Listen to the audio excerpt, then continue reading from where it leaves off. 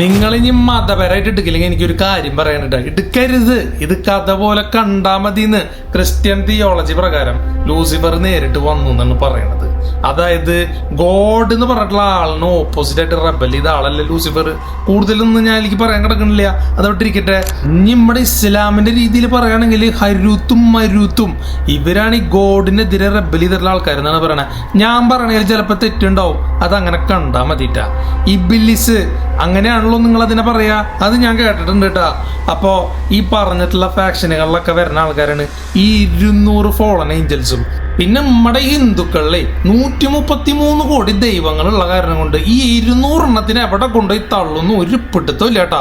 നിങ്ങൾക്ക് അറിയണേ പറഞ്ഞോളോ, എന്നോട് ക്ഷമിക്കണം കേട്ടോ ആ കാര്യത്തില്. ഇവനിപ്പോ ഇത് എന്തുട്ടനെ ഈ മതത്തിന്റെയും റിലീജിയത്തിന്റെയും കാര്യത്തിൽ പറയണേന്ന് നിങ്ങൾ വിചാരിക്കണ്ടാവും. വേണ്ട, ഇത് വെറും കഥയാണ്, മെത്തോളജി ആയിട്ട് എടുത്താൽ മതിട്ടാ. നമ്മളിപ്പോ എങ്ങടാ പോണേന്ന് നിങ്ങൾ വിചാരിക്കണ്ടാവല്ലേ.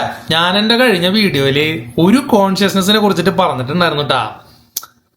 ഈ കോൺഷ്യസ്നെസ് ഒക്കെ ഉണ്ടായത് ഒരു സോഴ്സിൽ നിന്നാണ്. ആ സോഴ്സിനെയാണ് യൂണിറ്റി എന്ന് പറയാ. ഈ യൂണിറ്റിയുടെ കഥയെന്നാണ് എല്ലാത്തിന്റെയും തുടക്കം. അവിടേക്കാണ് നമ്മള് പോണേ. ഈ കണ്ട പെട്ടിയൊക്കെ പൊട്ടിച്ചിട്ട് തുടക്കത്തേക്കാണോട്ടാ നീ പോണേന്ന് ചോദിച്ചു കഴിഞ്ഞാൽ അതെ, തുടക്കത്തേക്ക് തന്നെയാണ് പോണത്. ഇപ്പൊ പോസിറ്റീവായിട്ടിരുന്നോ, അടുത്ത വീഡിയോയിൽ കാച്ചാം.